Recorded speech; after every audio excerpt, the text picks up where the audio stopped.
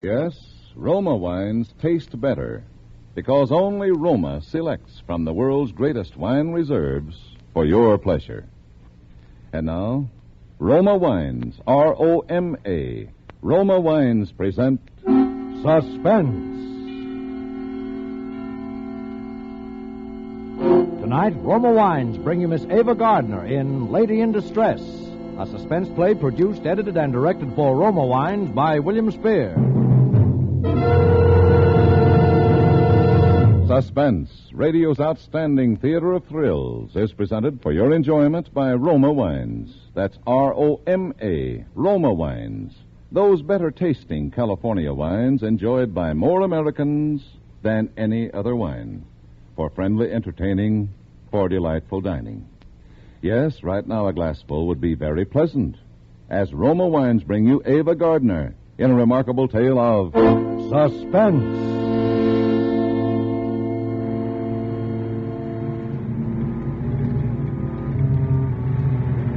The rain was coming down in torrents, washing huge streaks of gravel from the hillsides onto the road.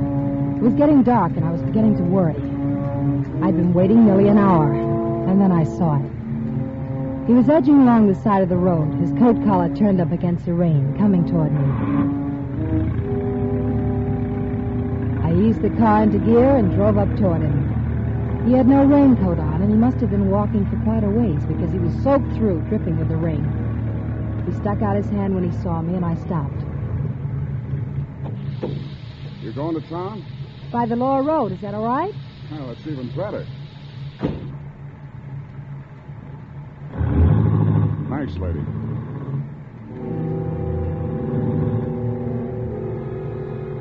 Out of the corner of my eye, I looked him over. He was fairly young, a little pale and nervous. There was no real fear there, and there was a lot of strength. The kind I liked. It's a miserable-looking world tonight, but it's great to be out in it. Maybe you're right. I know I'm right. Wait till somebody takes the privilege away from you of going where you want to go and doing what you want to do. And you know how good it is to be out. You used the word out twice. Did you just get out of someplace? Yeah. Where? That's my business. Oh, I'm sorry. Yeah, so am I. I shouldn't be so touchy with you. You were nice to me, giving me a ride. Only if I told you where I came from, it might frighten you. I don't think it would. Look at me. There's only one place a guy like me would get out of. Jail? They call it the state penitentiary. Oh, yes, I passed it a half hour ago. Did you just get out? Just got out this morning. This morning? This is Sunday. So what? The state penitentiary doesn't release men on Sunday. Only on weekdays. Well, they released me. You think I broke out? Well, maybe you're wrong, and maybe you're right. What are you jumping for? I'm just reaching for a cigarette. Mind if I smoke? No, you can smoke. Cigarette? No, thanks. What are you getting nervous about? I'm not nervous. See? I told you if you knew where I came from, you'd be frightened. It's natural. Why did you tell me? I just felt like talking. I haven't talked to a dame, a lady, for a long time. Like it? Yeah. Yeah, I do. I don't think I ever talked to one quite like you before. What do you mean, quite like me? You know what I mean. You know what you got on a ball, every bit of it. You like that? I could try. Don't get me wrong. I don't usually pick people up. Okay, relax. I'm not going to do anything to you. Just drive me into the city and let me off. Of course, it would be nice if you didn't say anything to anybody about picking me up. I won't say anything. What are you turning in here for? I'm hungry. I haven't eaten anything all day. You can wait a little while longer. We have 90 more miles to drive, and I'm going to get a sandwich now. Okay. Wait a minute. Let's just understand. You know what this is, don't you? It's a gun. And it shoots. Don't forget that. I won't. Okay, on your way.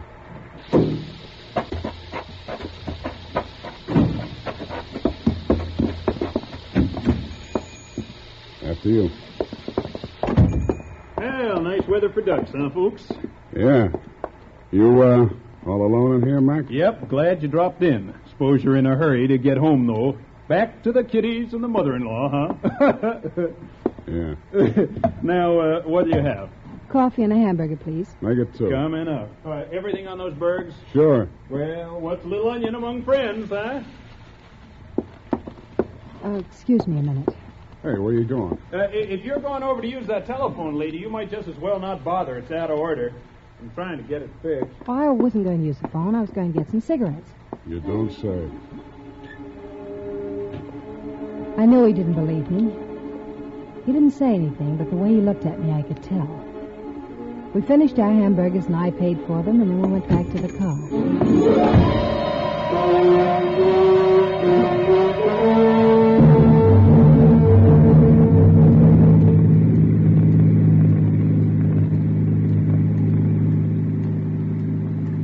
What'd you want to make a telephone call for? I wasn't going to. Wasn't because of me, was it?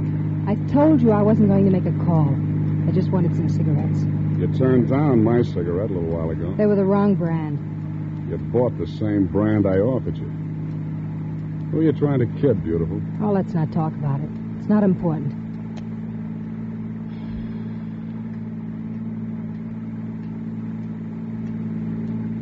What are you going to do now that you're out? I got a job to do. I got to take care of somebody. You mean your family? No, beautiful. Somebody I got to buy a coffin for. As a matter of fact, I'm not even going to buy the coffin. I'm just going to make it easier for somebody to get one. Sounds an awful lot like you mean you're going to kill somebody. It's as easy as that. I am. Why? I told you I just got out of prison, didn't I? Well, you don't want to get back in. It doesn't happen to make much difference. You see, there isn't much useful left in my life. I'm through. Revenge, huh? Yeah. With all these debts settled, a guy could die happy. That's a strange philosophy.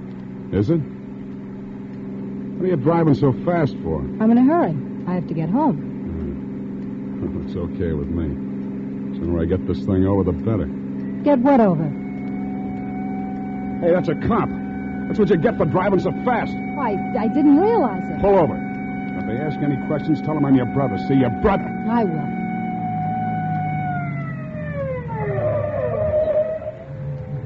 Don't say anything you'd be sorry for, beautiful.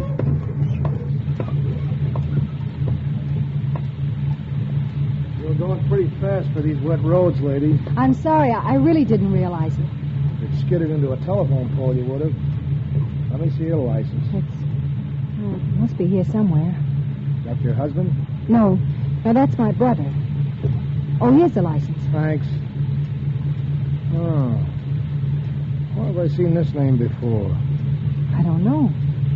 Oh, sure. Your husband's in the department, isn't he? Well, yes, he is.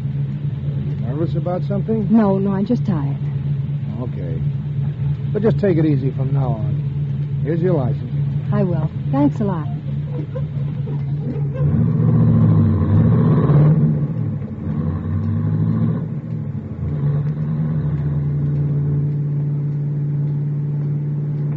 So your husband's in the police department? Yes. Maybe you'll get a promotion. For catching you? Don't be foolish. Nobody's going to catch me unless I want him to. Not even you, beautiful.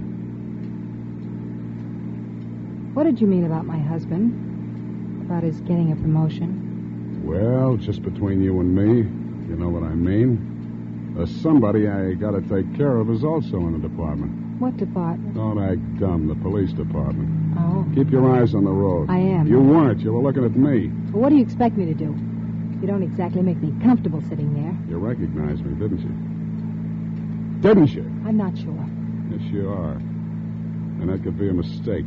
Believe me, I don't know who you are or anything about you. That's a lie. Stop looking at me. All right. I'm going to kill Ralph Harris.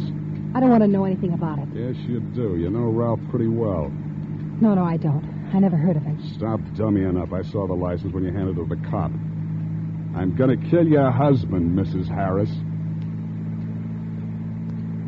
You knew it back a few miles on the road. I could see it the way you looked at me. You know, somehow I get the idea you're not going to mind that like you should. Why don't you say something? I can't think of anything. Now that you know, I think you and me are going to have a little understanding. What are you doing? Nothing. Just reaching for your pocketbook. I only have $10 in it. I don't need money that bad. Then what? I'm going to get your address. You women carry more things. Here it is. 627 Mill Street, huh? Here, you can have your pocketbook back. I'm going to take the license. I want to make sure I don't forget. What are you going to do with me? I haven't quite decided yet, beautiful. I haven't quite decided.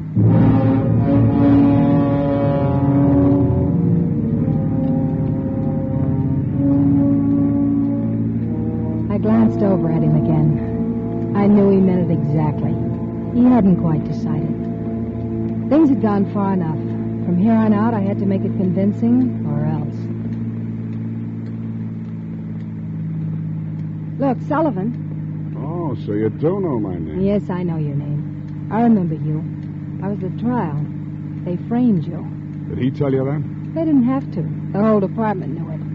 They needed a conviction, and you were it. That's what I thought. You know a lot, don't you?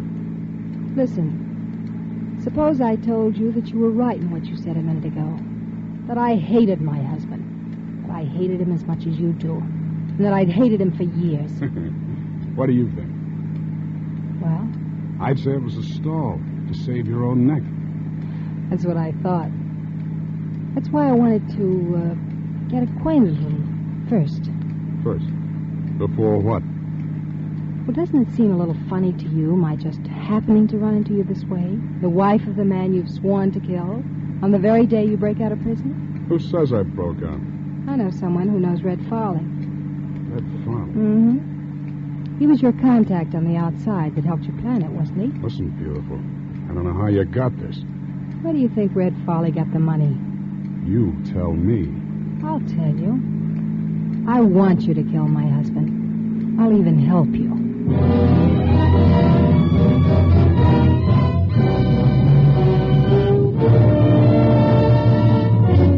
For Suspense, Roma Wines are bringing you Ava Gardner in Lady in Distress.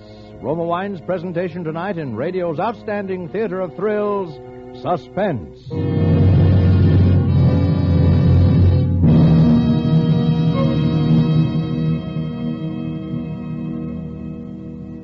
Between the acts of Suspense, this is Truman Bradley for Roma Wines. There's a reason more Americans enjoy Roma than any other wine. It's because Roma gives you more enjoyment for your money. Yes, in all Roma wines, you enjoy an important difference, an extra dividend in fuller bouquet, richer body, and better taste. To bring you better tasting wine, Roma selects from California's choicest grapes.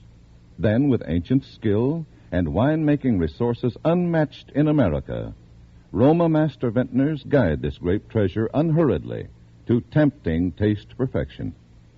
These choice wines are placed with mellow Roma wines of years before, and from these reserves, the world's greatest reserves of fine wines, Roma later selects for your pleasure. So, to enjoy more pleasure for your money, insist on Roma. That's R-O-M-A, Roma California wine. And whether your favorite is sherry, port, or muscatel, you'll find Roma your best buy in good taste. And now, Roma Wines bring back to our Hollywood soundstage Ava Gardner as Evelyn Harris, with Howard Duff as Sullivan in Lady in Distress, a tale well calculated to keep you in suspense.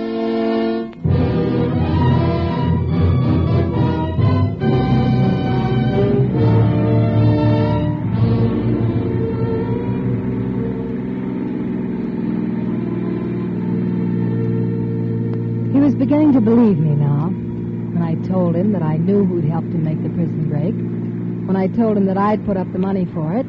When I told him that the man he wanted to kill was the man I wanted to kill. When I told him that man was my own husband. We drove along for quite a while without saying anything. Then I pulled into a gas station. The idea of coming in here, you don't need gas. You still don't trust me, do you? I don't know. Look, Sullivan, I have to make a phone call to my husband. Oh, no. I'm not that dumb, beautiful. But I have to call him. I told him I would. If I don't, he'll think something's wrong. You can listen.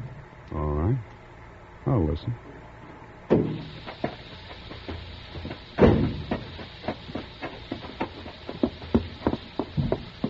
Where's your phone? Oh, it's just inside the door. Thanks. It's right in here, lady. Right on the wall. Right on the wall there, lady. Got your nickel? Look, I know how to use the phone. You don't have to act like you're Orson Welles.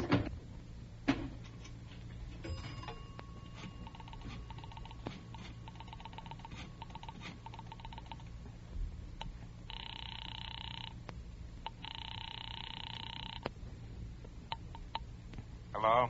Ralph, Yes? this is Evelyn. I'm 25 miles from the city. The rain slowed me up. You should have started earlier. I know, but I didn't.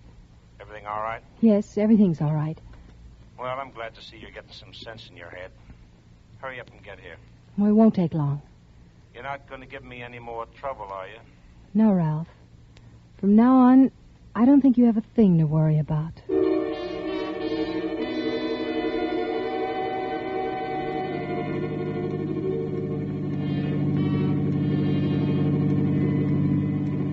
We drove on into town then. I didn't say anything more, and neither did Sullivan. But I knew I had it. He was still playing cautious, but I knew I had it.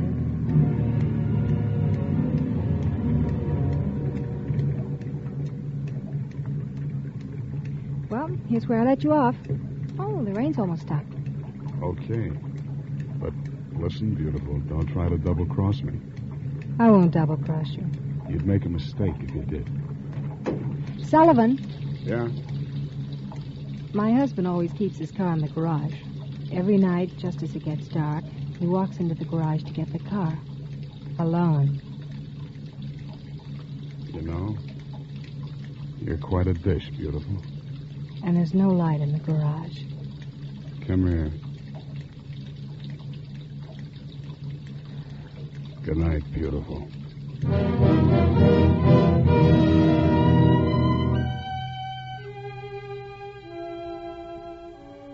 There's only a few more blocks to the house. Ralph was waiting up for me, and he seemed genuinely happy to see me. A month ago, Ralph and I had one of our usual fights, and I went north to stay with my mother. But I realized that I couldn't stay with her forever, and the only thing left for me to do was to come back. And I hated it. Crawling back to a man who had no heart, who ran his home like the lock-up pen down at police headquarters. But I had no choice. Ralph was smug about my coming back, as I knew he would be. I kept wondering if Sullivan was actually going through with it. 2 days later, I knew.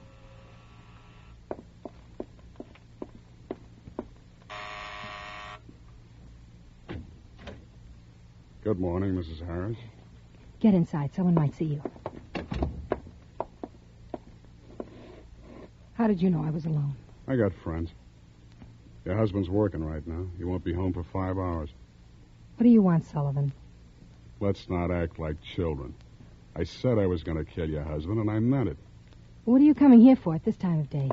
See this? That little box? Yeah. When you do the wrong thing with it, it blows up. Oh. All I do is put this under the hood of somebody's car, hook it up to the starter, and when somebody gets in his car to drive off somewhere, all he does is step on the starter. And he doesn't have to worry about driving a car ever again. Oh. Let's go out to the garage, beautiful.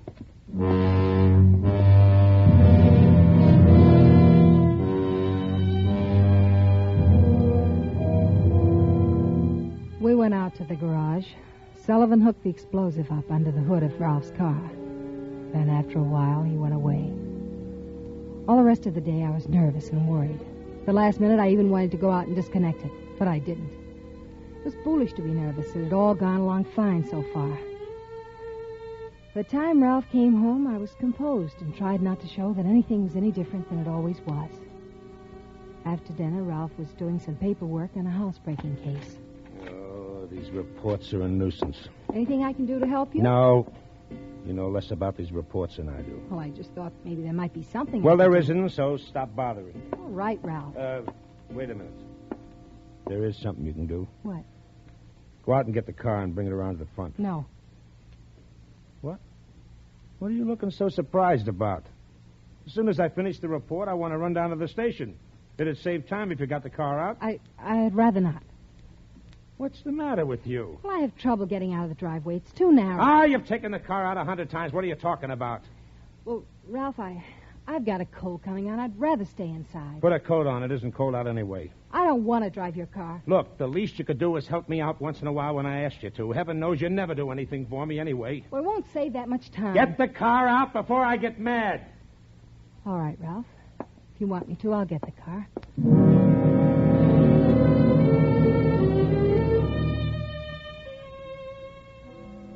What could I do? I went out and opened the garage doors and putted around for a few minutes and slammed the door a couple of times. And I went back in the house. Well? Well, what, Ralph? Is the car out in front? Wouldn't start. What do you mean it wouldn't start? Oh, I don't know. It just wouldn't start. The motor wouldn't turn over. Oh, you give me nothing but trouble. It isn't my fault. It's your car. All right. Forget it. Why don't you go out and try it yourself? Because I won't, that's all. I've been having trouble with my battery. It's probably run down again. If it wouldn't start for you, it won't start for me. I'll look at it tomorrow sometime. Oh, do what you want. Wait a minute. Excuse me. I have some reading to do. Well, wait a minute. What do you want? Call up headquarters and have them send a cruiser around for me.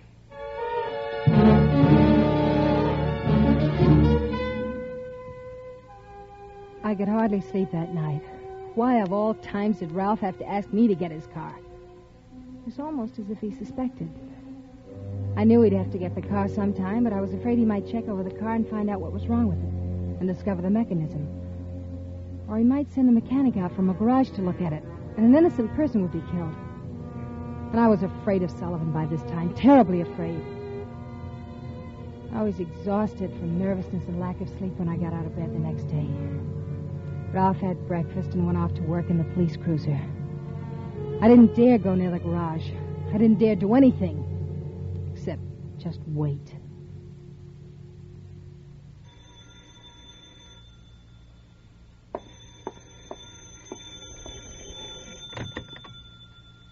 Mrs. Harris? Yes? Sullivan speaking. Oh, hello. I've been reading all the papers, and I haven't seen anything about your husband yet. Yes, I know.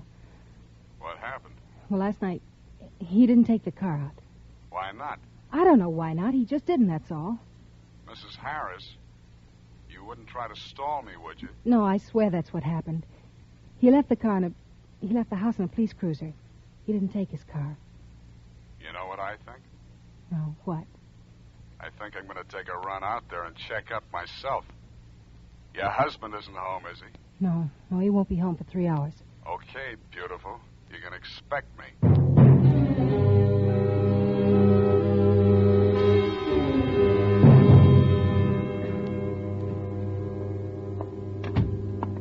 Well, you could at least... Oh, Ralph. Well, who did you expect? Winston Churchill? Well, it isn't time for you to be home. Who said there was a certain time for me to be home? Well, you don't usually get home this early. Well, there wasn't much doing today. I have a few hours coming to me, but... What's the matter with you? Nothing. Why? Well, you're nervous about something. Don't tell me you have a boyfriend hiding in the closet. You may look if you want to. I wouldn't bother. All right, come on. Come on out with it. What's on your mind? What do you keep looking out the window for? Oh, stop examining me like a criminal. I just didn't sleep well last night. I'm tired. You don't do anything to get tired. Where you going? When you came in, I was just on my way to the market. Do you mind? I have to get my coat. Do you want me to explain any more? Say, Evelyn. What's wrong, Ralph? I just thought I saw somebody go into our garage. Come here. Look. Garage door's half open. Oh, yes, I forgot to tell you. I called the garage and had them send a man to look at the battery. He'll take care of everything. Yeah? Well, I'm going out and take a look myself. You don't have to. He knows his job. Sometimes I don't think you have any brains at all. I'll be right back.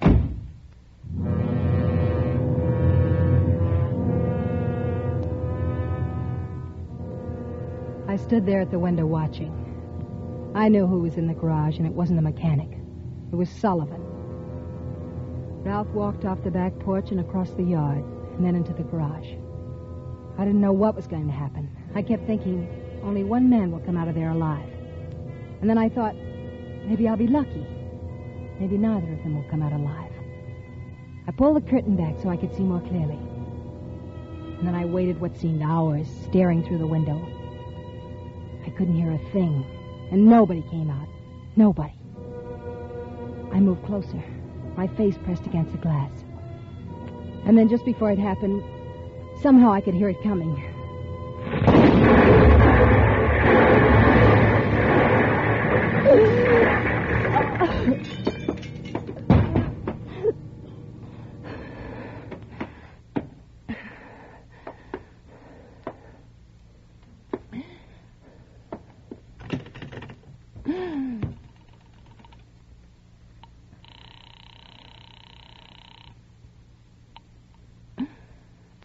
Operator, Get me to police headquarters. just a moment.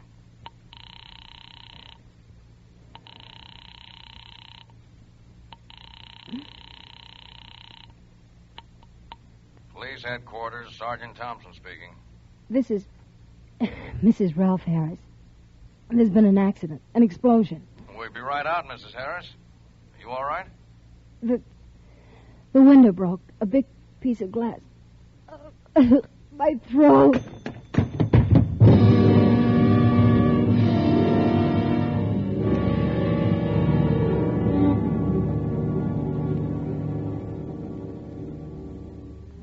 One way I was lucky. Neither of them did come out alive. But in another way, I wasn't so lucky. I'm going to die.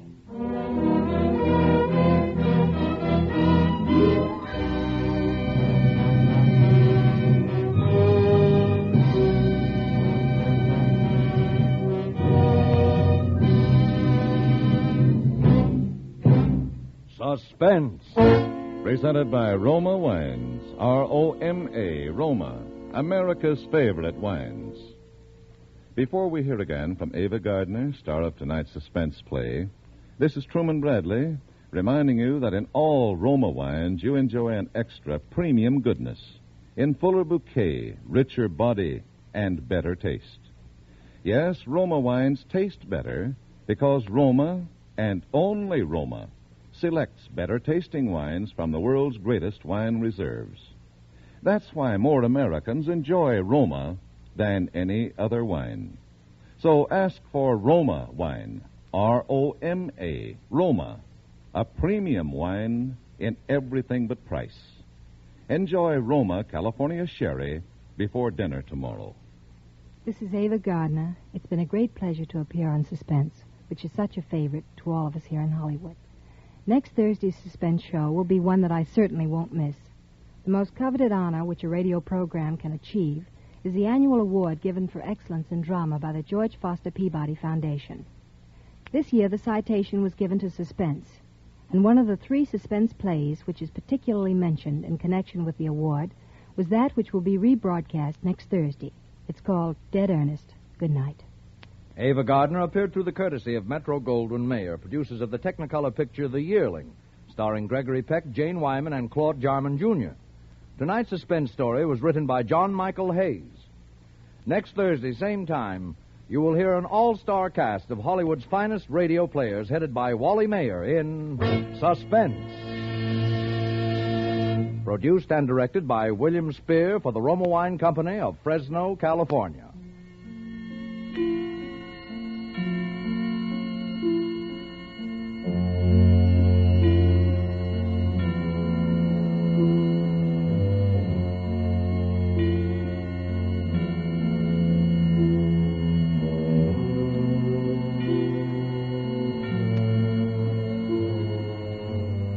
In the coming weeks, Suspense will present such stars as Robert Mitchum, Virginia Bruce, Angela Lansbury, and others. Make it a point to listen each Thursday to Suspense, radio's outstanding theater of thrills.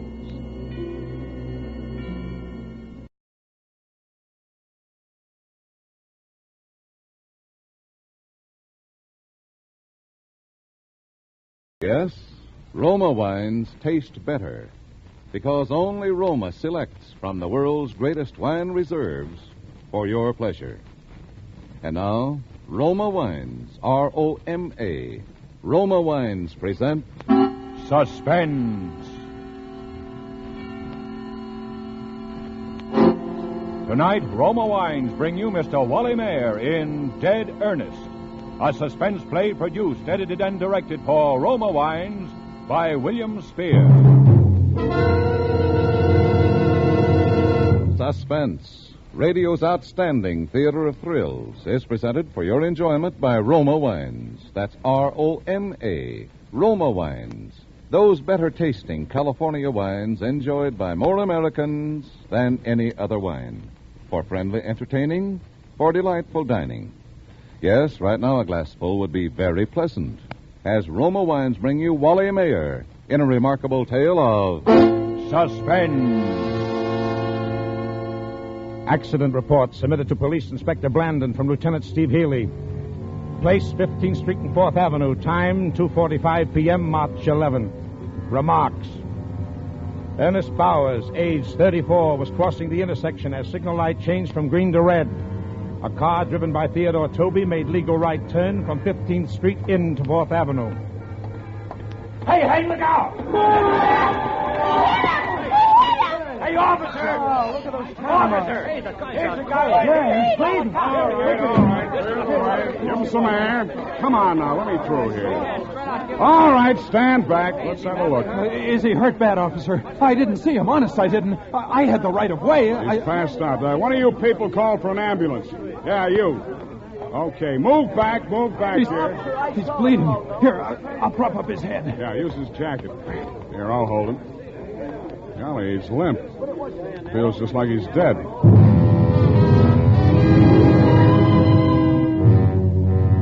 Yes, Ernest Bowers felt like he was dead. Ernest Bowers suffered from catalepsy, a strange disease. He carried at all times a note in his inside coat pocket stating that he was a cataleptic and that in the event of seeming death, his wife should be immediately notified, or his doctor in the event his wife is unavailable. The letter also requested that no autopsy or embalming should be performed on his body for 72 hours, although in his particular case, the duration of the attacks were usually 4 hours or less. Ernest Bowers also wore a sterling silver bracelet with an inscription reading, "Do not embalm me. I am not dead." Catalepsy is a disease of the nerves and mind. The physical condition of the cataleptic when he is under a spell closely resembles death in all aspects, including the primary stages of rigor mortis. Officer Abbott was at the scene of the accident. He administered first aid to the injured man before making out his report. There, that ought to stop the bleeding. Looks like just a cut on his forehead when he hit the ground. Nothing much. Well, he can't be hurt bad, officer. I didn't hit him hard. Yeah, that's right, officer. I saw it. It looked like just a little bump. All right, now, clear back. Let's have a little air here. I'll have to take down some information. What's your name? Theodore Toby. Here's my license. Hey, you kids! Now, what did those kids do? They picked up something off the street. Well, here it comes. I hope he's all right. It doesn't look like he's breathing. My gosh, he ain't. I told you to get back. Now, come on. He's back. All of you here. All right, let us through here, please. Hello, Where Doc. is he? Glad you got here. He's out cold. Yeah, I'd say he is. Have a look. Well, let's get him away. He's dead. Well, anyway, it didn't happen in the coach. Okay, we'll take him away. Keep them back, officer, will you? Okay, keep back. Come on, clear out. Show's over. All right. It's the second one today. Yeah. Well, let's go. Whose jacket was that he was laying on? Well, I don't know. Did you pick it up? Nope. Hey, officer. Yeah. Where's the jacket? What? Well, the jacket, the guy's jacket. Oh, my gosh, it's gone. Well, okay. Oh, those kids. Never mind. Let's go, Payne.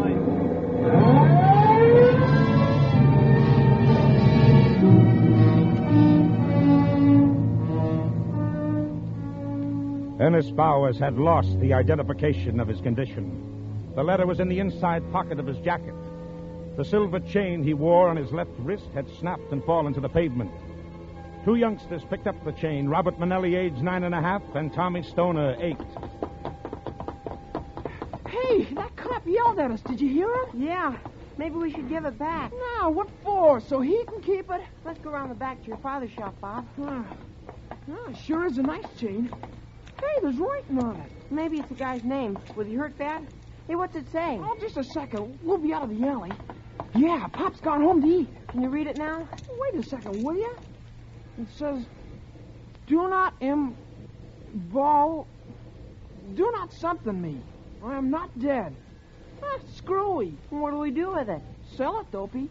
Well, that's stealing, Bob. It ain't stealing. We found it, didn't we? When we try to sell it, they'll ask us where we got it. What do we tell them? Nothing. Use your head. You know what we'll do? What? We'll use Pop's welding torch. We'll melt it down. But he told us not to use it. Pop ain't here, is he? No. Well, come on. Well, there it is. Yeah. Now here, you put it on that brick. Okay? Yeah. Better be careful. What are you kids doing? Huh? Hello, Pop. Nothing, Mr. Manelli. We ain't doing nothing. Nothing, eh? I thought I told you kids not to go near the torch. Well, we want to melt this down. Come on, give me that. Now, what's it all about? Well, we found this chain, Papa, and we want to melt it down and sell it. Chain and melt? Whose is it? We don't know, do we, Tommy? No, we don't. Yeah, where you get it? We found it. Oh, come on, let me have it. Well, there's nothing wrong, Pop. We just found it, see? It's ours. Shut up. Do not embalm me. I am not dead. What's that? It's screwy. Well, where you find it? In the street. Honest, Pop. Ask Tommy. All right, go on. Get out of here. Well, how about melting it down, Pop? We can sell it and buy some baseballs. All right. Keep back. Yeah, look at Tommy. You see it? Yeah. Starting to melt. You see how he does it? Keep away, I told you. It's all melted.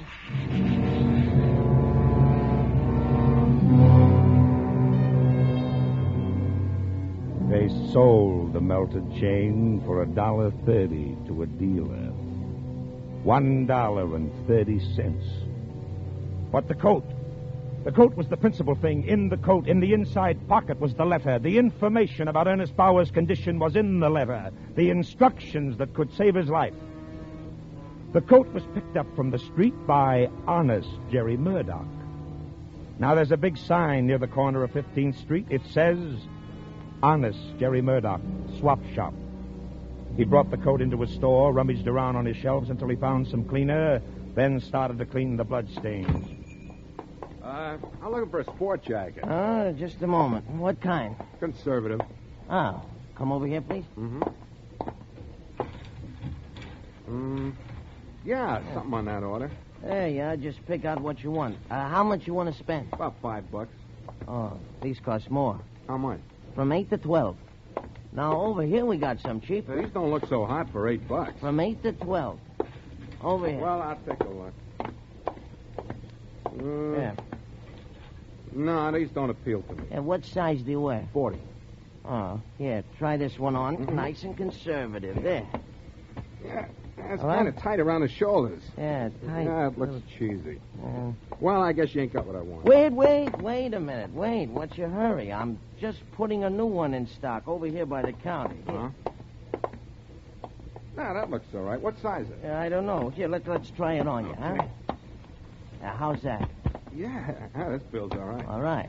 Yeah, it's kind of stiff in front here. It's almost new, ain't it? You'll break it in. Feels like cardboard or something. Look, you want it? $5.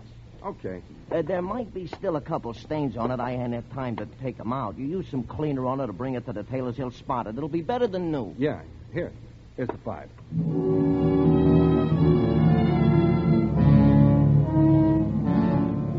Ernest Bowers was brought to the receiving room of the Veta General Hospital. The time, 4:10.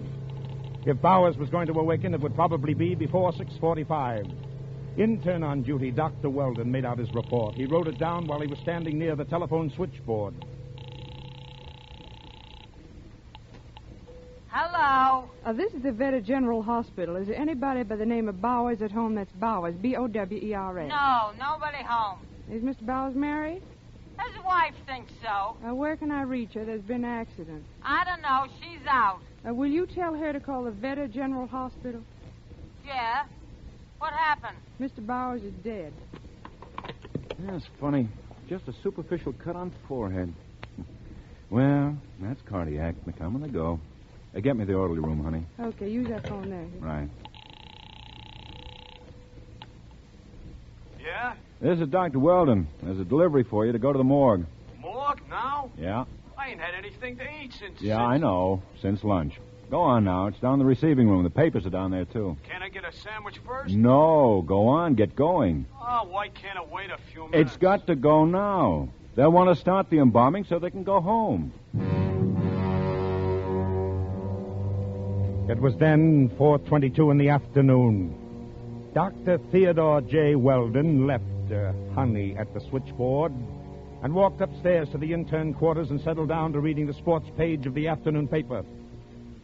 At that moment, if anyone had been in receiving room B of the Veta General Hospital where the body of Ernest Bowers lay on the patient carriage, they would have seen a fly crawl slowly across the face of the dead man, and they would have seen his nose twitch.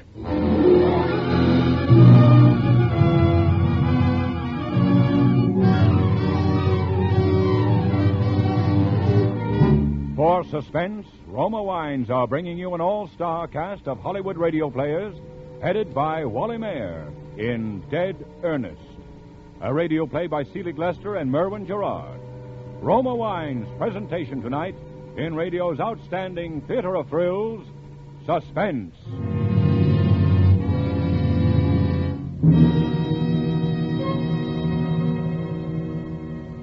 Between the acts of Suspense, this is Truman Bradley for Roma Wines. In Roma Wine, you enjoy an important difference. Yes, Roma gives you an extra dividend of enjoyment in fuller bouquet, richer body, and better taste.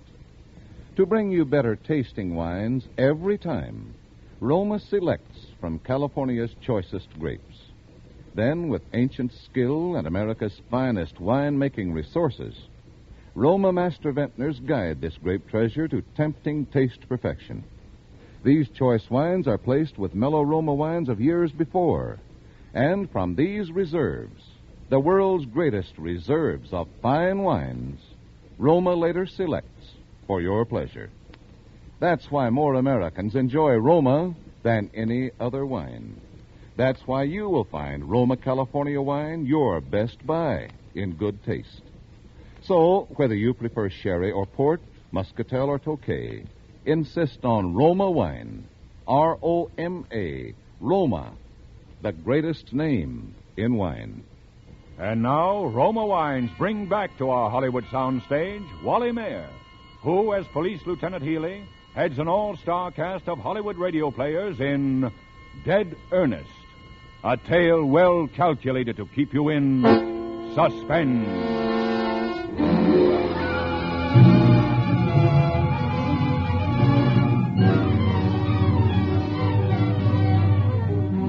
Henry Prince had purchased the coat in which was the letter that could save the life of Ernest Bowers.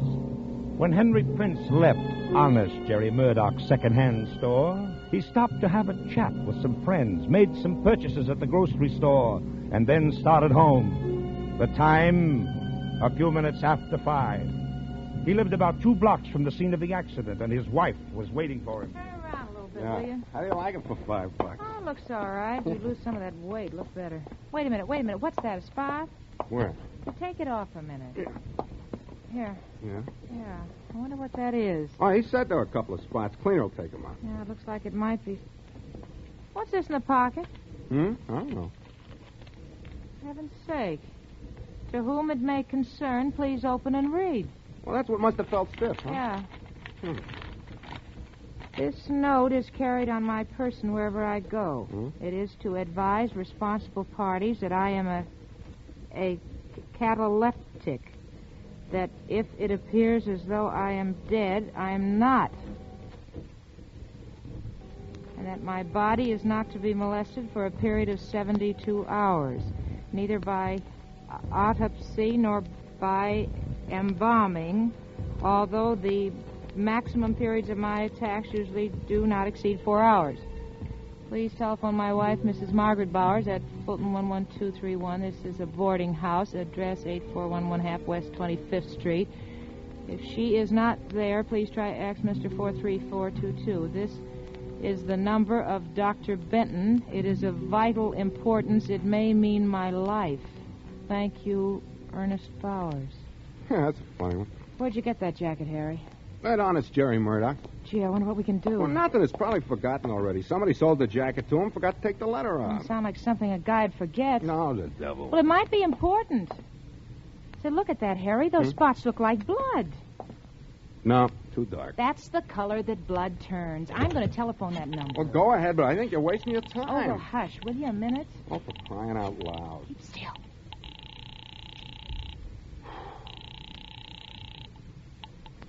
Hello. I'd like to talk to Mrs.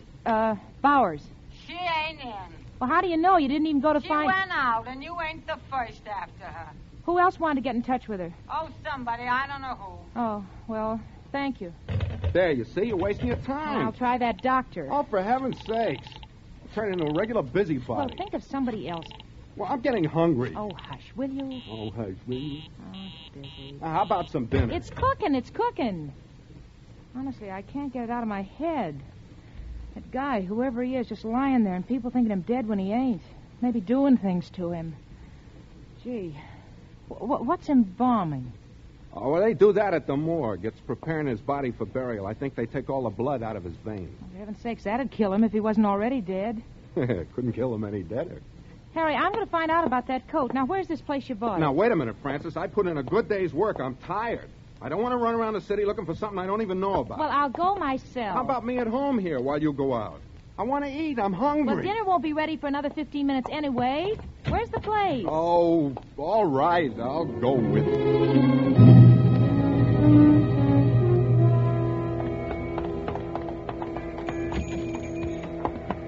Pardon me. Sure. What do you have? We want to find out about the man next door. Do you know when we'll come back? Oh, honest, Jerry? Yeah. No. Ain't he there? No, he isn't. Harry, listen, go take another look, huh? I'll try that number again. Oh, Fran, for heaven's sake, I'm hungry.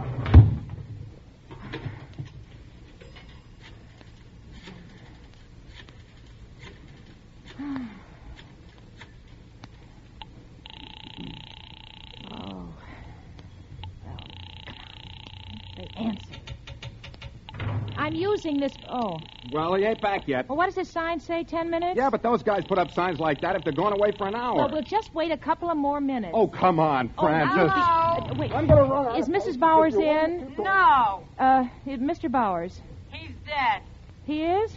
That's what they tell me. Well, look, listen, will you You're please... bothering me, lady. I got a meal set up on the table. I can't be answering a million questions. All I want to know is when Mr. Bowers died. How do I know? Ask Mrs. Bowers. She'll be home soon. Yeah, well, thanks. Well? Mr. Bowers is dead. I found that out. Oh, you see? I told you. Well, what about the letter, then? What if he ain't dead? What if they only think he's dead? Well, what do you want to do, wait here all night? If I have to. Well, without me, then. Well, just do as you please. I'll be home. I'm hungry. It's after 6.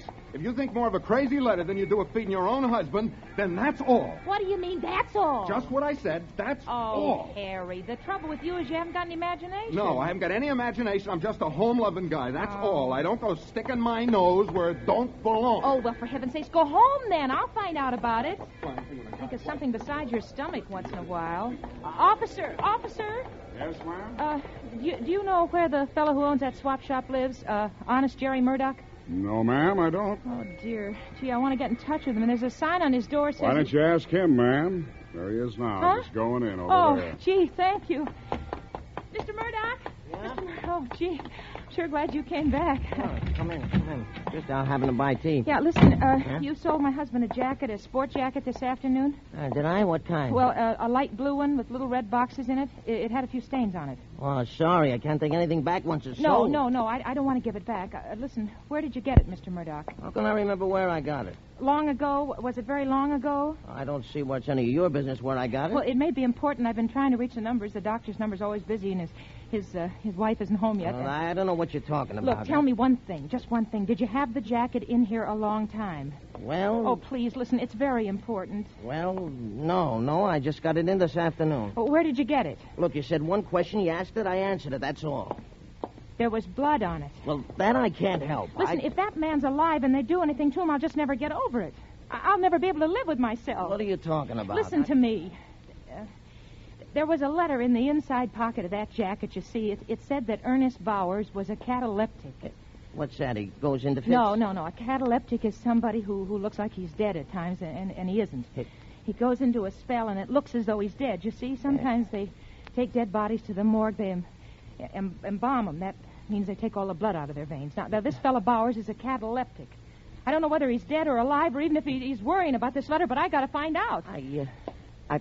There was... What? An accident before. Where? Who was in it? I don't know. Believe me, lady, I didn't know anything about all this. You think that this guy was taken away in an ambulance was a catalepsy? That coat, was it his? Yeah, lady, but it was left there in the street. They drove away and left Who? it. The ambulance. What ambulance? I don't know. It was on the corner. The cop was there. He told somebody to call an ambulance. It came and took away the man. Is that the cop out there right now? Yeah, but look, you gotta protect me. I ain't done anything wrong. I didn't know anything like this had happened. I would never have taken a coat of... Officer!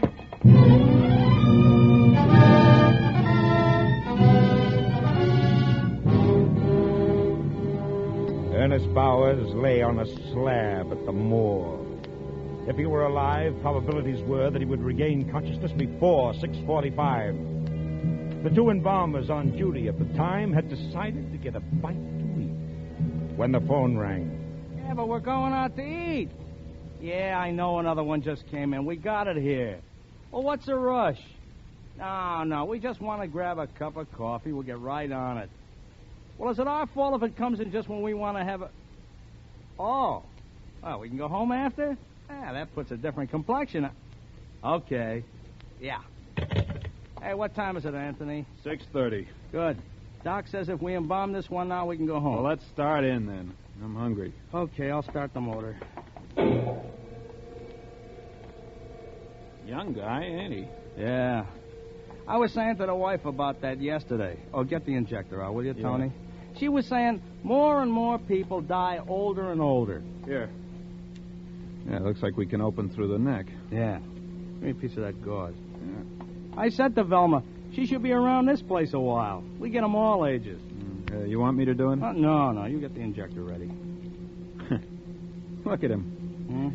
You'd never think that such a little thing like his heart stops beating could make him dead and not alive. Yeah. Okay. Now, hold it steady, will you? Yeah. Ready? Just a second. Yep. All right. Here we go.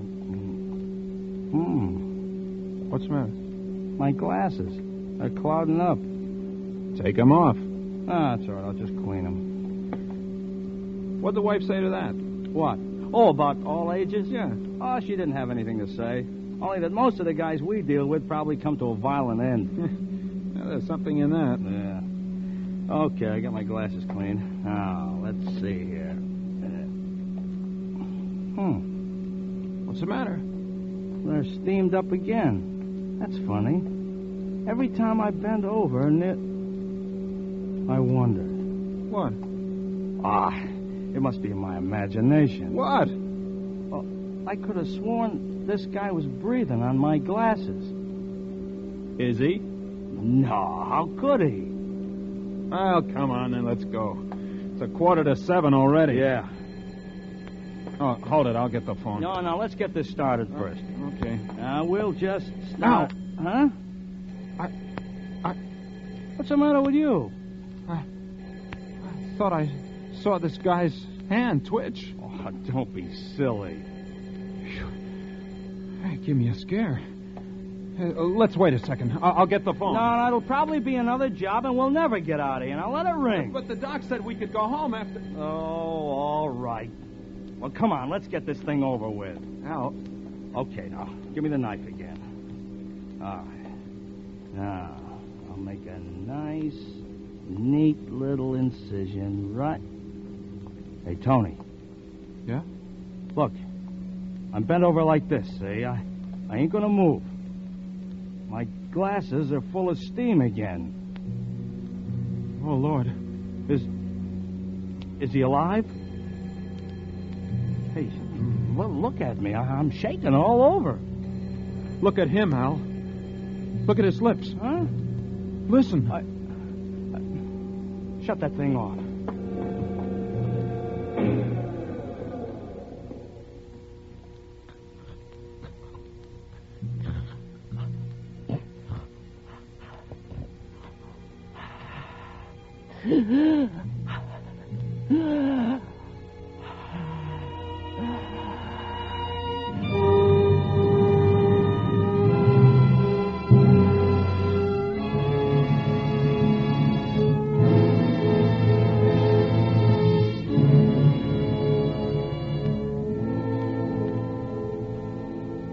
Apparently, the life of Ernest Bowers was worth $1.30 for a silver bracelet to the boys who ran away with it, and $5 for a blood-stained jacket to Honest Jerry Murdoch.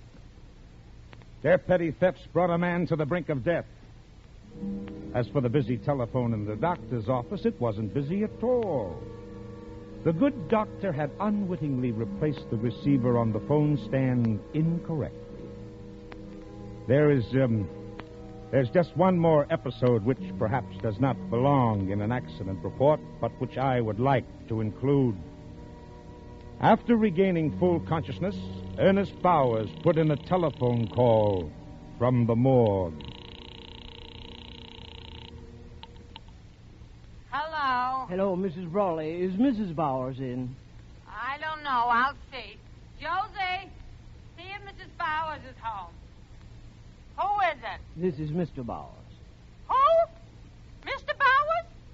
They told me you was dead. The hospital called and said... I know, Mrs. Brawley, but they made a mistake. Oh, well, here she is. Hello. Ernest?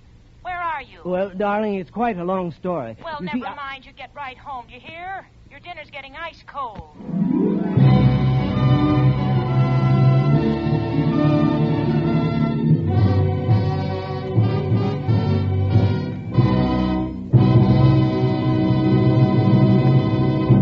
Suspense.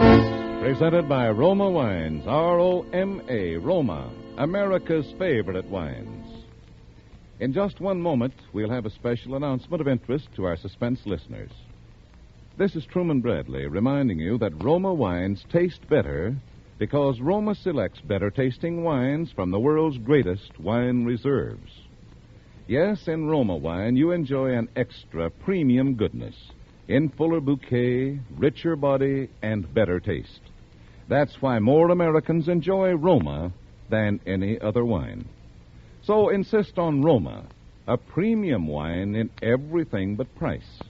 Tomorrow, enjoy the ruby richness of Roma California Port, delicious after dinner, ideal for entertaining. Now, it is my pleasure to introduce Mr. Don Thornburg, Vice President of the Columbia Broadcasting System. Ladies and gentlemen, your regular Suspense listeners will, I'm sure, be pleased to know that your Suspense program has won the 1946 George Foster Peabody Award for Outstanding Excellence in Radio Drama. In behalf of the Columbia Broadcasting System, I congratulate producer William Spear, the actors, the musicians, sound effects men, technicians, announcers, and the sponsor, Roma Wines, whose combined efforts have earned for Suspense the well-deserved title of radio's outstanding theater of thrills. Dead Ernest, heard this evening, is one of the plays upon which the Peabody Award was based. It was repeated by popular request. Next Thursday, same time, Roma Wines bring you Mr. Robert Mitchum as star of Suspense, radio's outstanding theater of thrills. Produced and directed by William Spear for the Roma Wine Company of Fresno, California.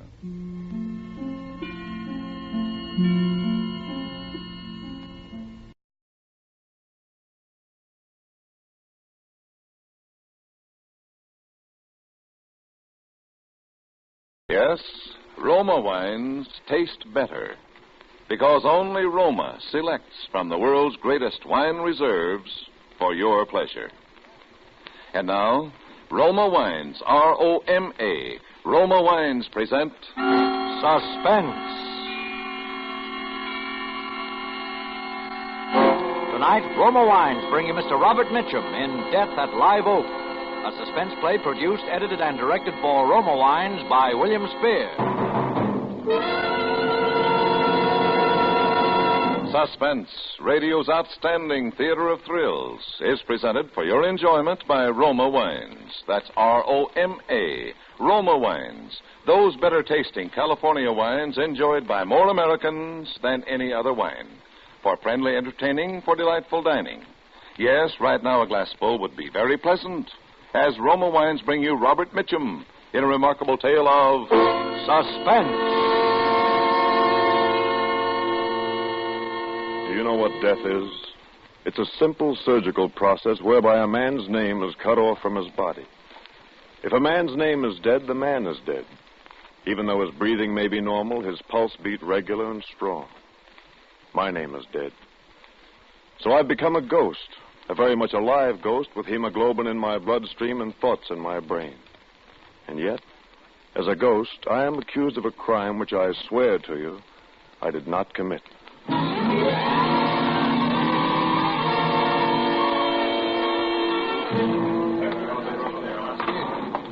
up. Name your floors, please. Seven, please, seven. I had Name just your finished a floors, rather please. harrowing day with my attorney, and I wanted a few moments' relaxation at the Sky Room before driving home to Palo Alto. As I stood in the elevator, I was conscious of someone staring at me. A girl, wearing an orchid which had been completely crushed against the shoulder of her mink coat. She was young, early 20s, I'd say, a sort of face which I find peculiarly attractive. Lean, tanned. She stood perhaps 3 feet away from me in the elevator. Her eyes stared steadily into mine. I glanced away, then looked back again. She was still staring at me. Then she stepped over close to me. Going up. What are you doing here? I beg your pardon? Why did you follow me? You know I didn't want to see you. I think you've mistaken me for someone else. 21st floor. You're Rex Melville. No, my name is Sutherland. Oh, I'm so sorry. You look exactly like... Oh, please, forgive me. This is your floor, ma'am. Oh, thank you. Good night, Mr. Sutherland. Good night. Sky room, sir? Yes, the Sky Room. Thank you.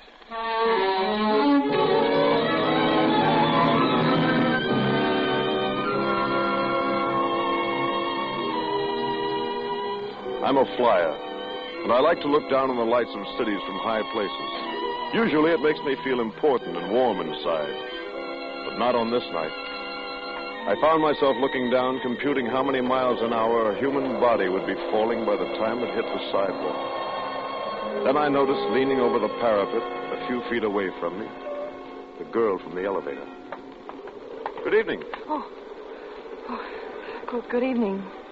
It looks as if I am following you. It doesn't seem possible. What, the resemblance? Yes, it's almost perfect. You're a little taller, I think. No, my chin comes just below his shoulder, too. You're exactly the same height as Rex. And who is Rex? A friend. You told me your name on the elevator. I've forgotten it. David Sutherland. I'm Diana Blake. Miss Blake? Yes. Oh, would you care for something to eat, Miss Blake? Yes, I would.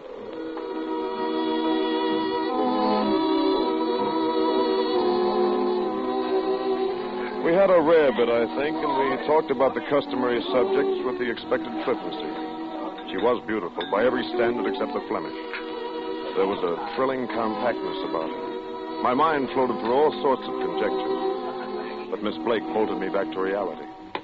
I lied to you. What? My name isn't Diana Blake. It's Mrs. Melville. Rex is not a friend. He's my husband. Oh, somewhat more than a friend. In this case, somewhat less. It's so incredible. So utterly incredible to sit across the table from someone who looks exactly like my husband and have a good time. Oh, better leave. He might find us here. Of course. Philippe? Yes, Monsieur Sutherland? Check, please.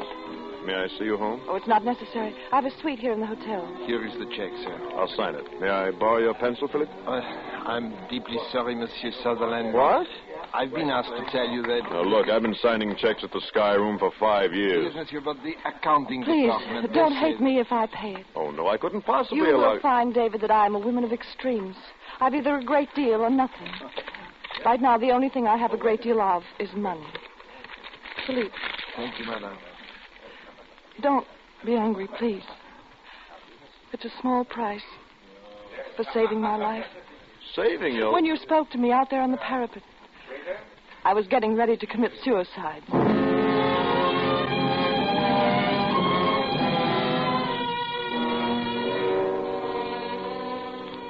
I saw her to the door of her hotel suite, kissed her, mentally, and bade her a formal good night. It's been pleasant meeting you, Mrs. Melville, etc. But inside, I knew what had happened to me. And by 4 in the morning, I knew I'd have to do something about it.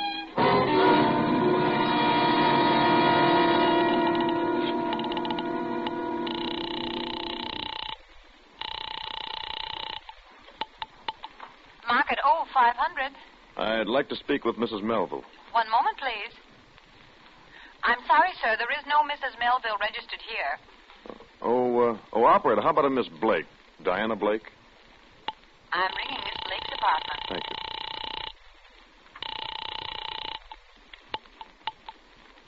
Hello? Forgive me for calling this late. David Sutherland. I wasn't asleep. I thought you'd call. I've got to see you. I know. As soon as possible.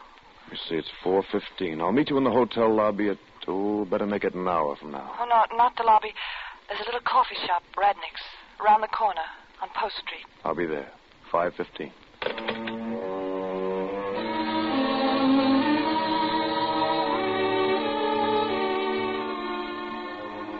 It was just growing light as I drove up the bay shore. Practically no traffic. I got to Radnick's in about, 40 minutes. She was there waiting for me. We ordered coffee. Anything else? Eggs, toast? No, I'm not hungry. Do you know what I want to talk with you about? I think I know. There are a few things we have to get clear. Are you married? Yes. The hotel has you registered as Miss Blake. I've been separated from Rex for 3 years. I met him in Buenos Aires. We were married. Didn't work, so I left him. No divorce? I hate scandal. Nobody knew I'd been married. It was foolish, but I came back here and became Diana Blake again. And he dropped out of your life? Until last week. Just showed up out of nowhere. It seems he suddenly needs money, and a wealthy wife's a handy thing to have. Can't you buy him off? It doesn't stop there. He wants to live with me. I can't stand being in the same room with him. And he looks exactly like me. That's why I married him. He's very attractive. His appearance... But... He's not a human being. And you'd rather kill yourself than live with him? Yes. Now listen to me. Raise your head. Listen to me. Yes. I'd rather die than go through what I have to do this week. You know the firm of Sutherland and Sons? The importers? I used to have a third interest in the company. But there have been some cagey stock manipulations by my dear cousins. I wound up with a safe deposit box full of waste paper. I may have to go through bankruptcy. Oh, I'm sorry. Now, look. We both considered suicide. That's no good. But what would happen if we both became... Husband and wife? Yes. What will happen to Rex? Rex is going to become the late David Sutherland. Oh, no. Now, look, I've thought it all out. I have some property up in the High Sierra, a summer house called Live Oak. The only way to get there is by air. The place has been advertised for sale. Now, suppose you told Rex you were interested in buying Live Oak. Could you ask him to fly up with me in my plane? Well, he likes to fly, but He might be suspicious. You can make it sound logical. Tell him you want to try to make a go of your marriage. Live Oak seems to be an ideal place for a second honeymoon. Yes, I'll try. Does he have any friends in San Francisco?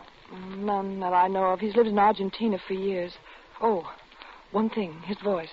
It's a little higher pitched than yours, and he speaks more precisely. I can get by. What accounts does he have here? Bank accounts? Doesn't have any. Using traveler's checks and the money I've had to give him. Will he stay with you tonight? If I let him. Good. That'll give me a chance to go through his hotel room. Where's he staying? The Park Row. Room? I don't remember. Oh, yes, 518. 518. Now, tonight, Diana, you tell him about Live Oak. Say I'm a real estate broker, and make some remark about the resemblance. Yeah, all right. Tell him that tomorrow night is the only time I can fly him up to the summer house. I'll meet him at the Palo Alto airport at 9 o'clock. In the evening? The air is smoother at night. Can you land at Live Oak after dark? No, Diana. But Mr. Melville will never land anywhere alive.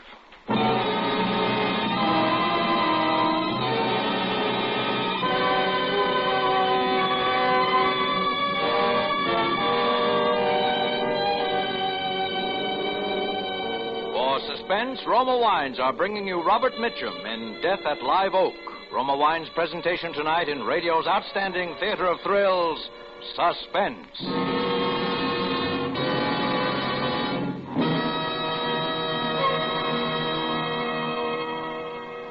Between the acts of Suspense, this is Truman Bradley for Roma Wines. When you share Roma wine with family or friends, you enjoy fuller bouquet, richer body, and better taste. Yes, Roma wine gives you more enjoyment for your money, an extra dividend of taste pleasure in every sip.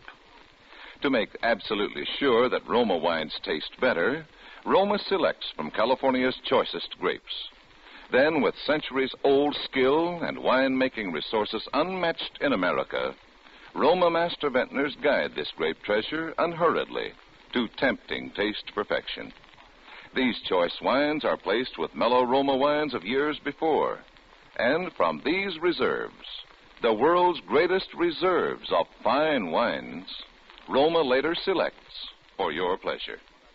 Tomorrow night with dinner, enjoy the superiority, the better taste of Roma California Burgundy or Sauterne. Discover for yourself why more Americans enjoy Roma than any other wine. That's R-O-M-A, Roma, your best buy in good taste. And now, Roma Wines bring back to our Hollywood soundstage Robert Mitchum as David Sutherland, with Mary Jane Croft as Diana Blake in Death at Live Oak, a tale well calculated to keep you in suspense.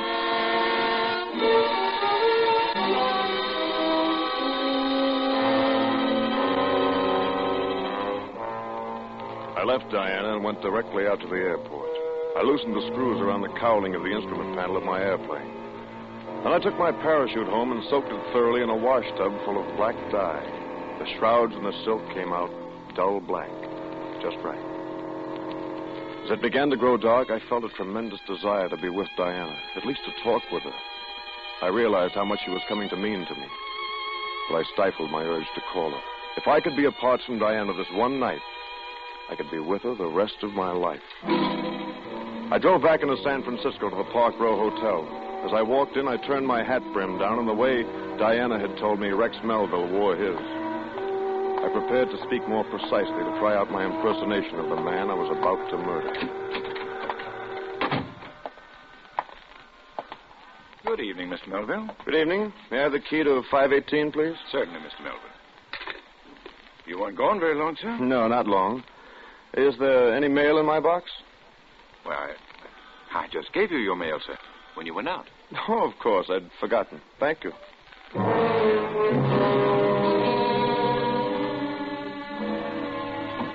I went on up and unlocked the door to Rex Melville's room.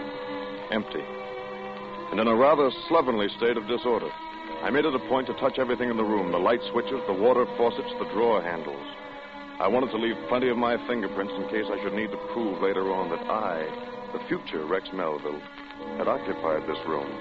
And I left. But I didn't go back to Palo Alto. I just walked the streets of San Francisco until dawn.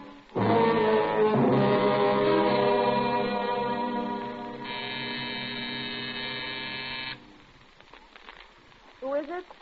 David. Just a moment. Oh, Diana. Oh, David. I thought the morning would never come. Rex just left a few seconds ago. I know. I've been watching for him outside. He didn't see you? No. How is it? How about tonight? We're all set. It wasn't easy, but I convinced him. He'll meet you at the Palo Alto airport at 9. Perfect. I took his billfold out of his coat pocket. Here. His signature's on the traveler's check. Good. This is just what I needed. Oh, David. When will it be over? Before midnight. I'll be back with you by this time tomorrow morning. Be careful. Do you know something? I've never kissed you. Oh, my darling. Forgive me. I didn't blot my lipstick. Who could that be? Rex. Hide the billfold. Yes? Who is it? Let me in, will you? I forgot something. Just a moment. I left my wallet. Well, hello. This is the real estate man I told you about. My name is Sutherland. You're right, honey. He's a dead ringer for me. Yes. I understand we're taking a little trip tonight. Yeah, say, you make your business calls pretty early in the morning, don't you, Mr. Sutherland? He stopped in to find out about tonight. I was just leaving. Good. Now, what about the wallet, honey? It's not here. You sure? If I find it, I'll call you. All right. Say, why don't we ride down in the elevator together, Mr. Sutherland? You can tell me something about this place at Live Oak. Oh, but Rex... I'll be glad to. Goodbye, Mrs. Melville. I'll see you later, honey. Goodbye.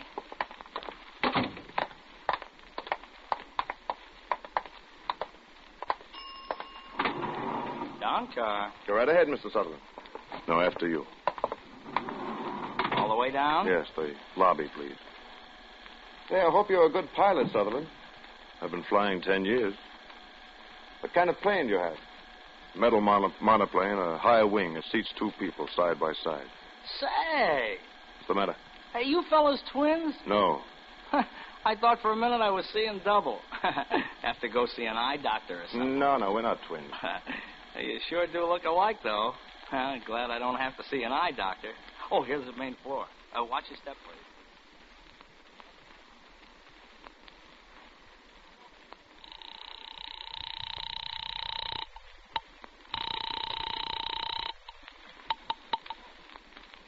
Hello? Hello, Diana. Yes. Listen, we're in bad trouble. What's wrong? The elevator boy. He noticed how much we look alike. Which car was it? The end elevator, the one nearest your door. I can take care of it, David. Don't worry.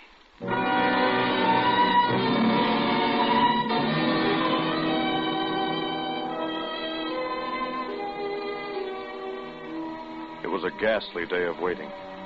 I wired the Ambassador Hotel in Los Angeles to reserve a room in the name of David Sutherland. I remarked casually to one of my neighbors that I was flying down to Los Angeles in the evening. Promptly at 9 o'clock, I drove to the airfield. It was dark and deserted. I dumped my black parachute in the pilot's seat and waited. 9:15, no Melville. 9:30, still no sign of him. About 20 minutes of 10, I saw some headlights turn down the dirt road that leads to the hangar line.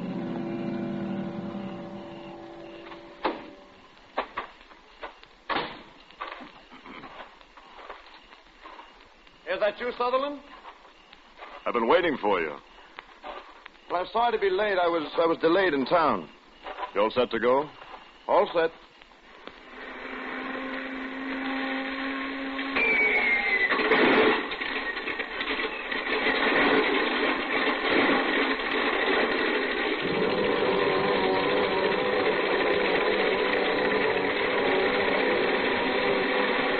No one saw him get into the plane. The airport isn't normally equipped for night operation. I didn't waste much time warming up the engine. This would be the last takeoff for my ship, so it didn't make much difference. I gave a full throttle, roared down the asphalt runway, and banked sharply out over the bay.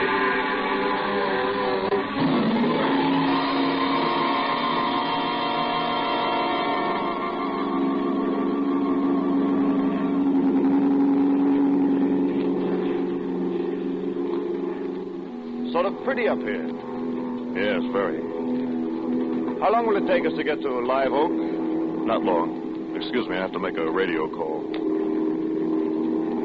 NC 35013 calling San Francisco radio. I wish to file a flight plan. Over. NC 35013. This is San Francisco radio.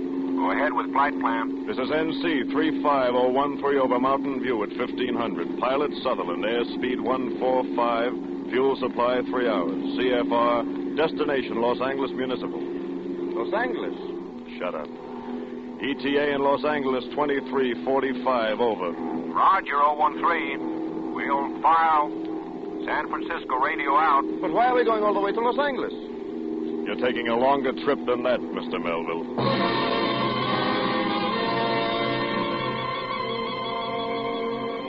I grasped a loose cowling from my instrument panel and swung it squarely against his head.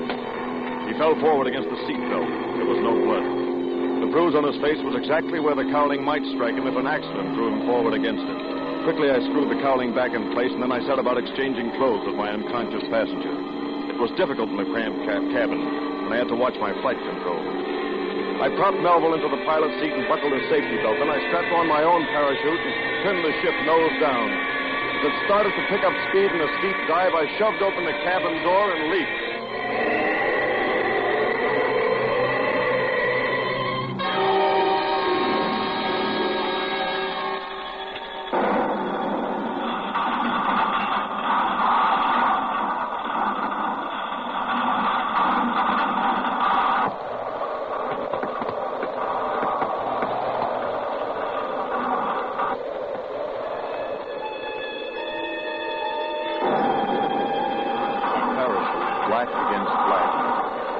Quietly into a meadow a few hundred yards from my burning ship. The wreckage was complete. I pulled in the chute, wadded it up, and tossed it onto my funeral pyre. Sleep well, Mr. David Sutherland.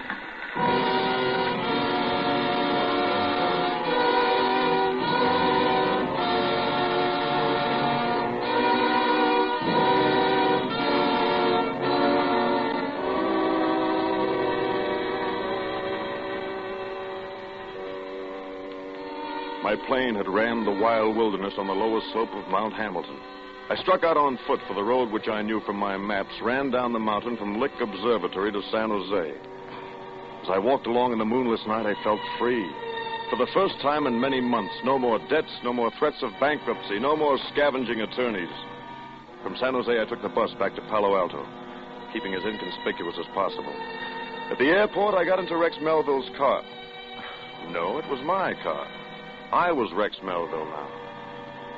It was just getting light as I drove up Bayshore Boulevard. I went into a pay phone booth to call her and tell her everything was all right.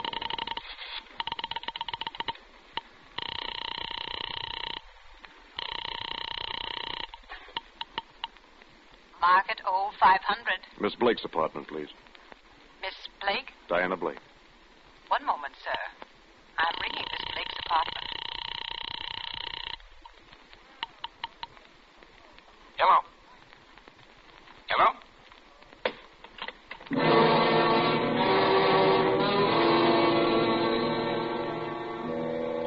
Why should a man's voice answer in Diana's room? I went straight to the Park Road. The same clerk was on duty who had called me Mr. Melville the night before.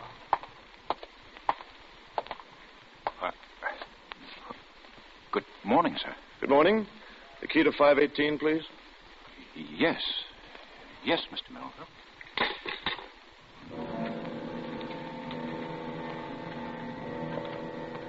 Why should he stare at me that way? Everything had gone according to plan. What had I done wrong? Hello. I must have the wrong room. No. This is the right room, 518. Come in. I've been waiting for you, although we really didn't expect you to come back here. What do you want to see me about? Well, there's a little matter of murder. You must have the wrong person. My name is Melville. Rex Melville. Yes. Mm-hmm. This your billfold? Yes, that's mine. There's my name on it, Rex Melville. Well, you ought to be more careful where you leave it. Why, where did you find this wallet? Now we want to get a few things straight. Harry, find the elevator boy and have him come in. Right. Now, about this Miss Blake. What was your relationship with her? Girlfriend? No, she was my wife. Oh? We were married in Argentina 3 years ago. Well, Mr. Melville, if this woman was your wife, why did she use the name of Miss Blake? We'd been separated. Oh, I see. Did you want to see me, sir? Yes. I want you to take a good look at this gentleman and tell me if he's ever ridden on your elevator. Yeah, I took him down last night from the 21st floor. He was in an awful hurry and sort of nervous. It was just before 9 o'clock. I remember because I go off duty at 9. No. It was someone else. I was in Palo Alto at 9 last night. What is this, anyway? Look at him very carefully, son. You're sure this is the man you took down from the 21st floor? He's even wearing the same suit. I demand to know it right. Don't you remember, Melville? Last night, sometime between 8:15 and 5 minutes of 9, you murdered Diana Blake.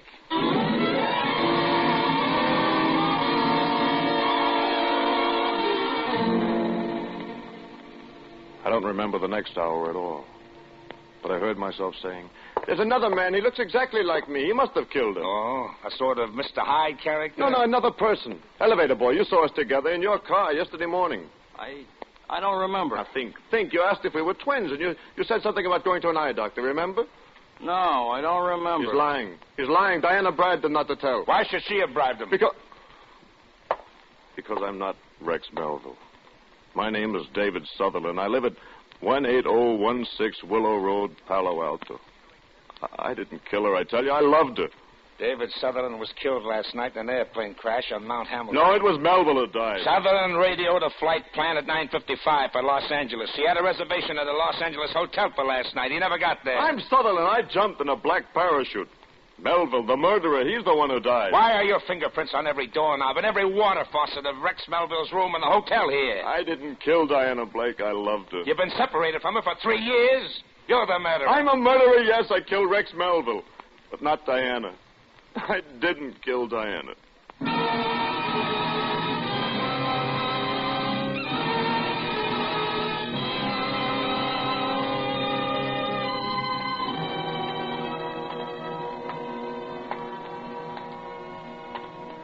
So, there it is.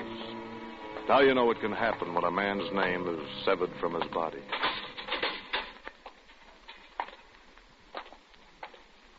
And in a few more moments, I shall know what happens when a man's body is severed from his soul.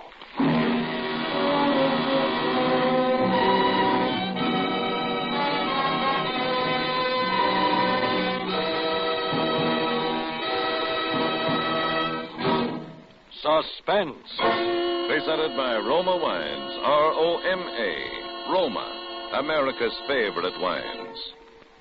Before we hear again from Robert Mitchum, star of tonight's suspense play, this is Truman Bradley, inviting you to enjoy the important difference, the extra dividend of pleasure you find in all Roma wines, in fuller bouquet, richer body, and better taste. Yes, Roma wines taste better, because Roma, and only Roma, selects for better taste from the world's greatest wine reserves. That's why more Americans enjoy Roma than any other wine. Enjoy the better taste of Roma California Burgundy with your dinner tomorrow. Insist on Roma wines. R-O-M-A, Roma, a premium wine in everything but price. And now, Robert Mitchum. Ladies and gentlemen, it's been a great pleasure appearing for you on Suspense. I hope you enjoyed it as much as I did. I know you'll like next week's Suspense show when Roma Wines brings you Virginia Bruce in a very unusual play about a lonely woman who unknowingly invites murder into her home. I'll see you soon. Thank you. Good night. Robert Mitchum will soon be seen in RKO's Crossfire with Robert Young and Bob Ryan. Tonight's suspense story was written by Robert E. Lee and E. Jack Newman.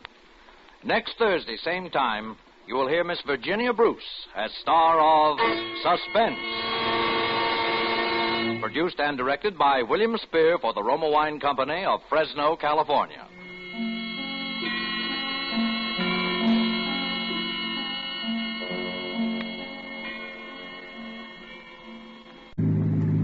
What'd you want to make a telephone call for? I wasn't going to. Wasn't because of me, was it? I told you I wasn't going to make a call. I just wanted some cigarettes. You turned down my cigarette a little while ago. They were the wrong brand. You bought the same brand I offered you. Who are you trying to kid, beautiful? Oh, let's not talk about it. It's not important.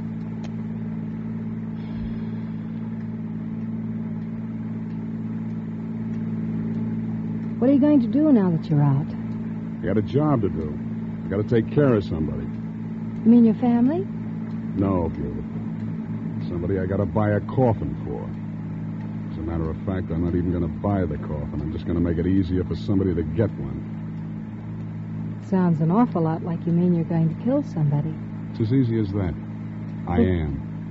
Why? I told you I just got out of prison, didn't I? Well, you don't want to get back in.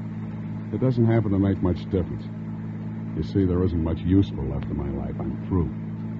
Revenge, huh? Yeah. With all these debts settled, a guy could die happy. That's a strange philosophy.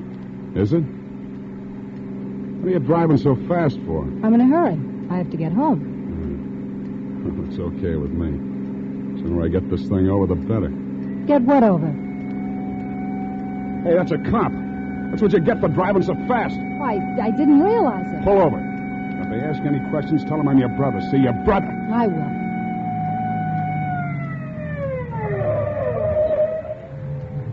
Don't say anything you'd be sorry for, beautiful.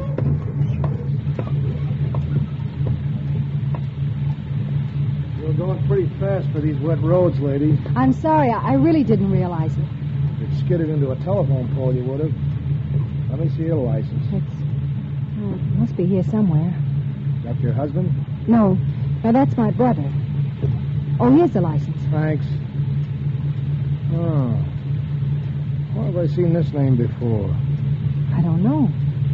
Oh, sure. Your husband's in the department, isn't he? Well, yes, he is.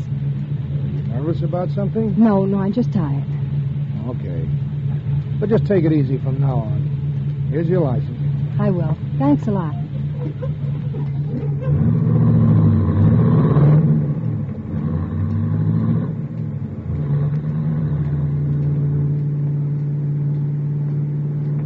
So your husband's in the police department? Yes. Maybe you'll get a promotion. For catching you? Don't be foolish. Nobody's going to catch me unless I want him to. Not even you, beautiful. What did you mean about my husband? About his getting a promotion? Well, just between you and me, you know what I mean. What? The state penitentiary doesn't release men on Sunday. Only on weekdays. Well, they released me. You think I broke out? Well, maybe you're wrong, and maybe you're right. What are you jumping for? I'm just reaching for a cigarette. Mind if I smoke? No, you can smoke. Cigarette? No, thanks. What are you getting nervous about? I'm not nervous. See? I told you if you knew where I came from, you'd be frightened. It's natural. Why did you tell me? I just felt like talking. I haven't talked to a dame, a lady, for a long time. Like it? Yeah, I do. I don't think I ever talked to one quite like you before. What do you mean, quite like me? You know what I mean. You know what you got on a ball, every bit of it. You like that? I could try. Don't get me wrong. I don't usually pick people up. Okay, relax. I'm not going to do anything to you. Just drive me into the city and let me off. Of course, it would be nice if you didn't say anything to anybody about picking me up. I won't say anything. What are you turning in here for? I'm hungry. I haven't eaten anything all day. You can wait a little while longer. We have 90 more miles to drive, and I'm going to get a sandwich now. Okay. Wait a minute. Let's just understand. You know what this is, don't you? It's a gun. And it shoots. Don't forget that. I won't. Okay, on your way.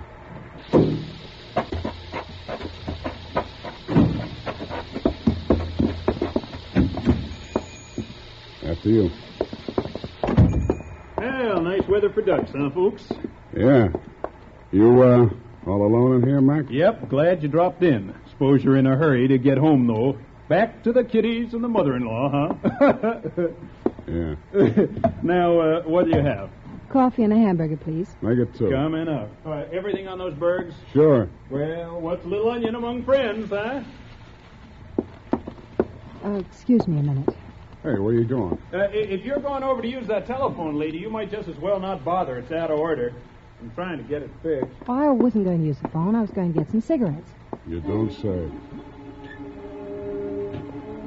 I knew he didn't believe me. He didn't say anything, but the way he looked at me, I could tell. We finished our hamburgers, and I paid for them, and then we went back to the car.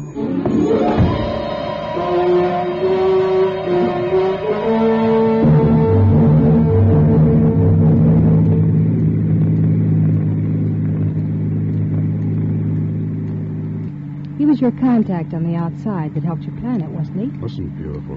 I don't know how you got this. Where do you think Red Folly got the money? You tell me. I'll tell you. I want you to kill my husband. I'll even help you.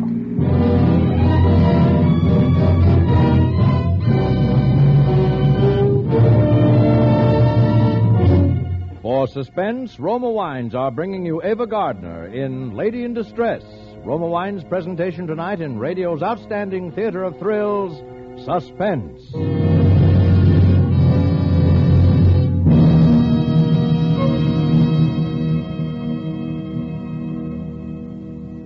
Between the acts of Suspense, this is Truman Bradley for Roma Wines. There's a reason more Americans enjoy Roma than any other wine. It's because Roma gives you more enjoyment for your money. Yes, in all Roma wines, you enjoy an important difference, an extra dividend in fuller bouquet, richer body, and better taste. To bring you better tasting wine, Roma selects from California's choicest grapes. Then, with ancient skill and winemaking resources unmatched in America, Roma master vintners guide this grape treasure unhurriedly to tempting taste perfection. These choice wines are placed with mellow Roma wines of years before, and from these reserves, the world's greatest reserves of fine wines, Roma later selects for your pleasure. So, to enjoy more pleasure for your money, insist on Roma. That's R-O-M-A, Roma California wine. And whether your favorite is sherry, port, or muscatel, you'll find Roma your best buy in good taste. And now, Roma Wines bring back to our Hollywood soundstage Ava Gardner as Evelyn Harris, with Howard Duff as Sullivan in Lady in Distress, a tale well calculated to keep you in suspense.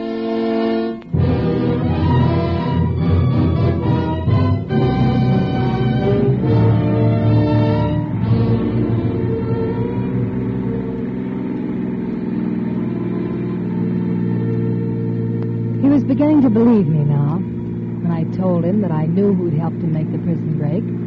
When I told him that I'd put up the money for it. When I told him that the man he wanted to kill was the man I wanted to kill. When I told him that man was my own husband. We drove along for quite a while without saying anything. Then I pulled into a gas station. What's the idea of coming in here? You don't need gas. You still don't trust me, do you? I don't know. Look, Sullivan, I have to make a phone call to my husband. Oh, no. I'm not that dumb, beautiful. But I have to call him. Yes, Roma wines taste better because only Roma selects from the world's greatest wine reserves for your pleasure. And now, Roma Wines, R-O-M-A. Roma Wines present Suspense. Tonight, Roma Wines bring you Miss Ava Gardner in Lady in Distress, a suspense play produced, edited, and directed for Roma Wines by William Spear. Suspense, radio's outstanding theater of thrills, is presented for your enjoyment by Roma Wines. That's R-O-M-A, Roma Wines. Those better tasting California wines enjoyed by more Americans than any other wine. For friendly entertaining, for delightful dining. Yes, right now a glassful would be very pleasant. As Roma Wines bring you Ava Gardner in a remarkable tale of Suspense.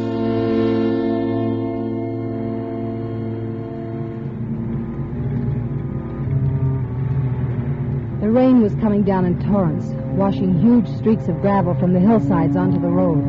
It was getting dark, and I was beginning to worry. I'd been waiting nearly an hour, and then I saw it. He was edging along the side of the road, his coat collar turned up against the rain, coming toward me. I eased the car into gear and drove up toward him. He had no raincoat on, and he must have been walking for quite a ways because he was soaked through, dripping with the rain. He stuck out his hand when he saw me, and I stopped. You going to town? By the lower road, is that all right? Well, that's even better. Thanks, lady.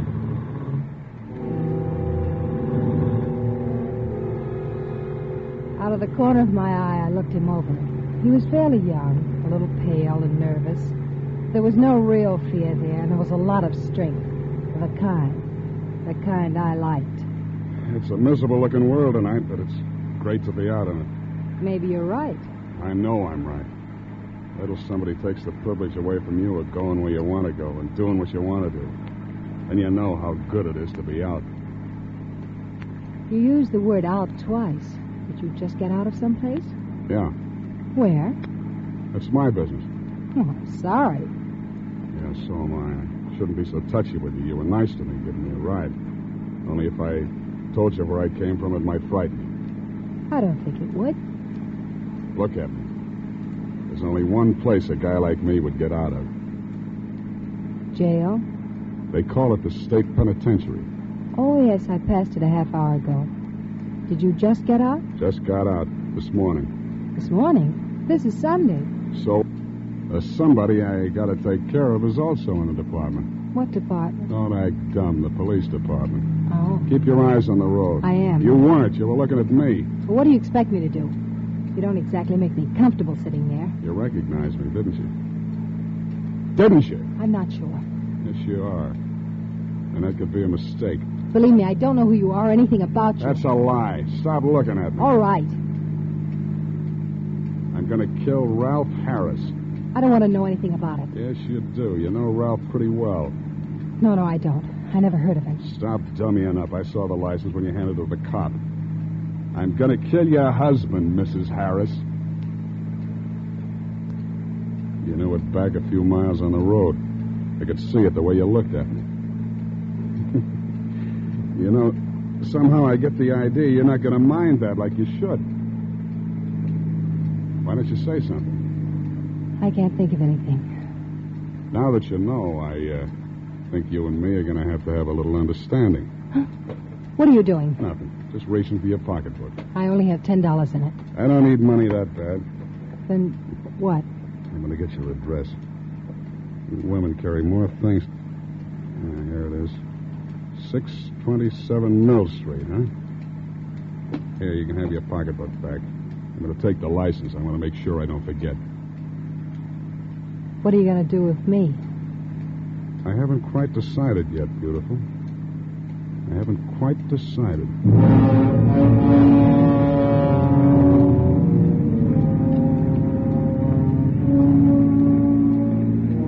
I glanced over at him again. I knew he meant it exactly. He hadn't quite decided. Things had gone far enough. From here on out, I had to make it convincing or else. Look, Sullivan. Oh, so you do know my name. Yes, I know your name. I remember you. I was at trial. They framed you. Did he tell you that? They didn't have to. The whole department knew it. They needed a conviction, and you were it. That's what I thought. You know a lot, don't you? Listen. Suppose I told you that you were right in what you said a minute ago. That I hated my husband. That I hated him as much as you do. And that I'd hated him for years. What do you think? Well? I'd say it was a stall to save your own neck. That's what I thought. That's why I wanted to get acquainted with him first. First? Before what? Well, doesn't it seem a little funny to you, my just happening to run into you this way? The wife of the man you've sworn to kill, on the very day you break out of prison? Who says I broke out? I know someone who knows Red Farley. Red Farley? Mm-hmm.